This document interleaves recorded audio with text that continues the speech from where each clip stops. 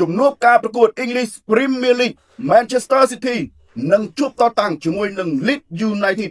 សម្រាប់គូមួយនេះ admin ស្រឡាញ់ក្រុមម្ចាស់ផ្ទះជឿជាក់ថានឹងទទួលជ័យជំនះដោយហេតុផល3យ៉ាងហេតុផលទី1លទ្ធផល5ប្រកួតចុងក្រោយក៏ទោះបីជាចាញ់ពីប្រកួតចុងក្រោយនៅក្នុង UEFA Champions League ក៏ដូចជាចាញ់នៅ Premier League ជាមួយនឹង Newcastle United យ៉ាងណាក៏ដោយក៏ប៉ុន្តែបើយើងក៏លេខទៅ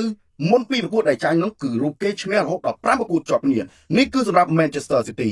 ហេតុផលទី2លទ្ធផលរបស់ក្រុមភ្ញៀវ Leeds United 5ប្រកួតចុងក្រោយឈ្នះតែមួយដងចាញ់រហូតដល់4ដងចំណែកឯហេតុផលទី3ជំនួបគ្នានៅក្នុង10ប្រកួតចុងក្រោយ Manchester City ទទួលជ័យជំនះរហូតដល់6ដងចំណែកក្រុមភ្ញៀវអាចយកឈ្នះទៅលើក្រុមម្ចាស់ផ្ទះបានត្រឹមតែ2ដងតែប៉ុណ្ណោះហើយស្មើគ្នាចំនួន2ដង